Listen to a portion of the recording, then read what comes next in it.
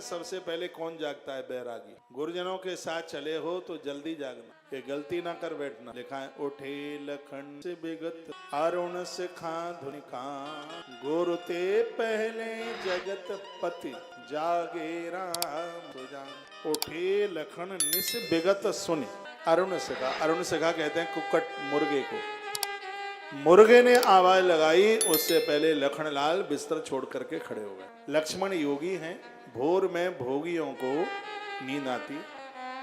गुरु गीता में भगवान शंकर ने एक बड़ी अच्छी बात कही। भगवान भोलेनाथ कहते हैं गुरु गीता में कि हे पार्वती, हे देवी, जो भोर में सूर्य की किरणें निकलती हैं, ऐसे समय पर जो बिस्तरों पर पड़े रहते हैं, स्त्री पुरुष कोई भी हो, उनके ब्रह्मचर्य की सुरक्षा नहीं हो सकती, उनके पास ब्रह्म संयम नहीं हो सकता। ये भगवान महादेव की सुबह की नींद बीमारू कर देगी, बहुत पीछे कर देगी, बौद्धिक क्षमता कमजोर हो जाएगी।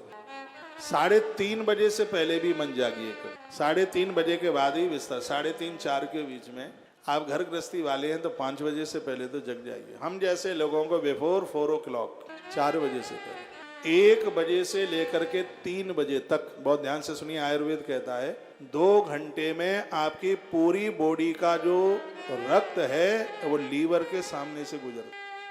पूरी बॉडी का, चोटी से लेकर के तलवे तक 2 घंटा लगता है पूरी बॉडी में सप्लाई करने।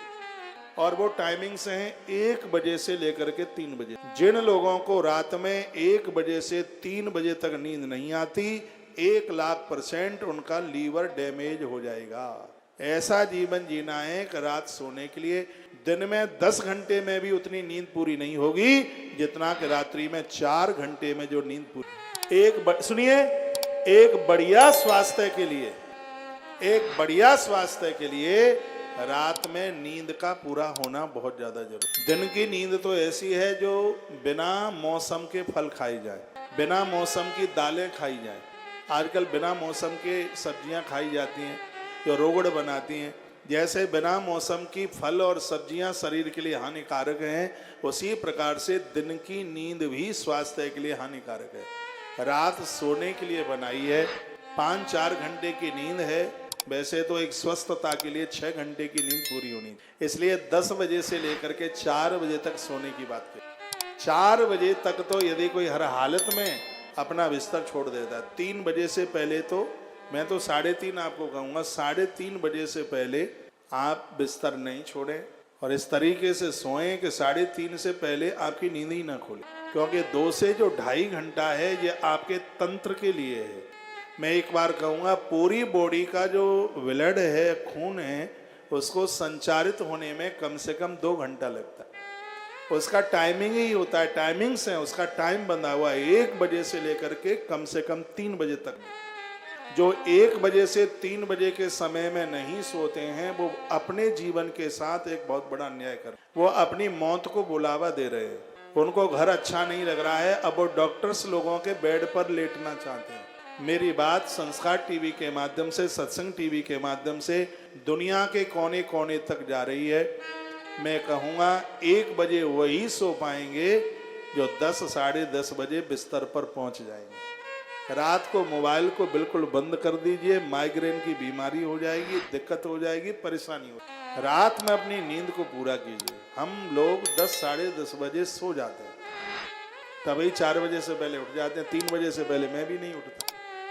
और ये भगवान की बड़ी कृपा है, 1 बजे से लेके 3 बजे तक ये 2 घंटे में तो हमारी बहुत जोर से नींद आती है।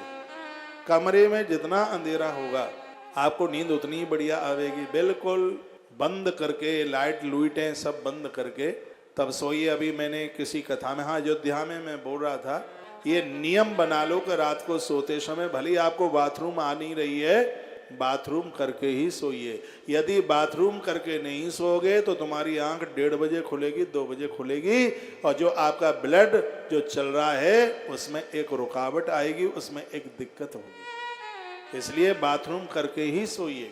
यदि रात में बाथरूम को आपने रोका तो किडनी फेल हो जाएगी, यह भी दिक्कत है। तो इसलिए आप बाथरूम करके उसके बाद में कुल्ला वुल्ला करके फिर आप सोइए। 1 बजे से लेकर के जो 3 बजे का समय रात्रि का, तो इसका मतलब ये नहीं है कि आप 12 बजे 12:30 बजे तक आप जागे। ये तो मैं रक्त के संचार का टाइम बता रहा हूं। ये लीवर के सामने से गुजरता है पूरा का पूरा ब्लड। और यदि इस 2 घंटे में जिसको नींद नहीं आती है वो चेकअप करा ले, उसके लीवर के ऊपर दिक्कत हो गई और नहीं हो गई है तो हो जाएगी। इसलिए ध्यान रखिए, अपनी जिंदगी को कूड़ादान मत बनाइए। बिल्कुल आप स्वस्थ होंगे तो भजन पूजा पाठ सब कुछ कर लेंगे, नहीं तो एक लुटिया पानी कोई पिलाने वाला नहीं। अपने स्वास्थ्य का बहुत ध्यान रखिए। रात्रि को बाहीं करवट से सोइए और सुबह दाहिनी करवट से जागिए। बाहीं करवट ही है, आपका ब्लड प्रेशर ना ऊपर जाएगा ना नीचे जाएगा। आपको इतनी बढ़िया नींद आएगी। कभी कपड़े उतार के मत सोइए, कभी टांग में टांग भिड़ा करके नहीं सोइए। कभी कभी ये दोनों टांगें ऐसी गुलची सी मार लेती हैं जिसमें 4 इंची का गैप होना चाहिए दोनों टांगों में। हमारे आयुर्वेद के ग्रंथों में सोने की भी विधि का वर्णन किया गया। इस तरीके से अपने स्वास्थ्य का भी ध्यान रखिए। एक बार जयकारा लगाइए, बोलो बांके बिहारी लाल की, श्री हनुमान जी महाराज की। वहीं उसी दोये में लेके आराम उठे लखन निस विगत सुने, अरुण सिखा धुनि कान, गुरु ते पहले जगत पति जागे राम सुजान। लखन तो योगी है, वैरागी है, भोर में जल्दी जागते हैं। तो ऐसे लोग मुझे बड़े मलूक लगते हैं, बड़े बढ़िया लगते हैं जो भोर में बहुत जल्दी जागते हैं। इस आयोजन में आचार्य श्याम शास्त्री आए। इस आचार्य जी की मैं एक गुणवत्ता बता रहा हूँ। मैंने इतनी कोशिश करी इनको विद्यार्थी काल में जगाने के लिए, लेकिन मैं इन्हें कभी जगा नहीं पाया। श्याम शास्त्री जी की बात कर रहा हूँ। और 4 बजे से पहले तो मैं किसी को जगाता ही नहीं। तो मैंने कोशिश करी, मैं 4 पहुंचा, 3:45 पहुंचा, 4:15 पहुंचा, लेकिन मैंने उन्हें स्नान करके तैयार पाया। ये गुणवत्ता है, ये विशेषता है कि मैं आचार्य श्याम शास्त्री जी की बात कर। गुण होना चाहिए। हमें भी हमारे गुरुकुलों में गुरुजनों के सामने भगवत कृपा से कोई जगह नहीं पाया।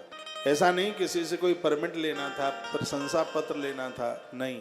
हमें पता है कि भोर में समय पर जागने के फायदे कितने। नंबर 1, आंखों के नीचे कालिमा नहीं होगी। नंबर 2, माथे की बीमारी नहीं होगी। ये भोर में जागने की बात कर रहा हूँ। नंबर 3, प्लेटें कम नहीं होंगी। नंबर 4, डायबिटीज नहीं होगी। नंबर 5, कोलेस्ट्रॉल नहीं बढ़ेगा। नंबर 6, चिड़चिड़ापन नहीं होगा। नंबर 7, आयु कम नहीं होगी। नंबर 8, भगवान का भजन कम नहीं होगा। नंबर 9, देवताओं के प्रति श्रद्धा कम नहीं होगी। और नंबर 10, पापों की वृद्धि नहीं होगी।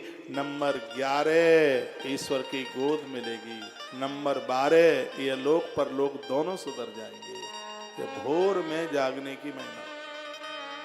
भले ही कोई काम नहीं है, फिर भी सुबह समय से 5-6 घंटे में अपनी नींद पूरी कीजिए। सोने के लिए 10 बजे सो जाते हो तो 4 बजे जग लो, 10:30 बजे सो जाते हो तो 4:30 जग लो। लेकिन मुझे पता है 11 से पहले आप सोते नहीं हैं। आप 11 बजे सो जाते हो तो हर हालत में 5 बजे अपना बिस्तरा छोड़ो। 24 घंटे में से 6 घंटे की नींद भी लेनी है। आपका स्वास्थ्य अद्भुत होगा। लखनलाल खड़े हो गए, लक्ष्मण खड़े हुए तो राम जी खड़े हो गए, गुरुजी सबके बाद में खड़े हुए। ये अश्रद्धा ना होवे कि हम जग गए हैं, गुरुजी अभी धरे सो ही रहे हैं। ये अश्रद्धा ना हो कि बहू कहे हम जग गए, सास अभी जगी ही नहीं है। समाज को एक संदेश दिया जा रहा है राम कथा के द्वारा। प्रभु खड़े हुए और खड़े होकर के भगवान ने क्या किया? नित्य कर्म किया, शौच गए। इसके नीचे की चौपाई में लिखा है शौच। बिना शौच जाए कोई भी व्रत पूरा नहीं होता। बिना शौच किए आप नहा लोगे तो नहाने के बाद भी अपवित्र माने जाएंगे। ना कोई व्रत लगेगा, ना कोई पूजा लगेगी। भले ही पेट खाली नहीं हो रहा है, पेट खाली होगा। दही में एक भूसी आती है, वो क्या कहते हैं, आसम गोल कहते हैं उसे। हाँ, शीशम गोल, ईसम गोल, हाँ, उसको दही में डाल करके लिया जाता है। वो बड़ा फायदा करता है। अजवाइन, काला नमक रात को सोते समय ले लो, सोए पेट खाली हो जाता है। भुना हुआ चना थोड़ा गुड़ के साथ रात को सोते समय ले लो, ऊपर से थोड़ा गर्म पानी पी लो, तो सुबह पलीता नहीं लगाना पड़ेगा। बहुत लोग तो पलीता लगाते हैं, चाय गर्म पिएंगे, वो पता नहीं क्या क्या करते हैं, पेट खाली हो जाए। 2 चीजें पेट से पैदा होती हैं, एक है बेईमानी और एक है बीमारी। इसलिए पेट को ठीक रखिए, उतना ही खाइए जितनी मशीन पचा रही है। अब अंदर का तंत्र कमजोर हो गया है और अभी आप भी 40 साल वाला भोजन करते हैं तो संभव नहीं है। उतना ही खाइए।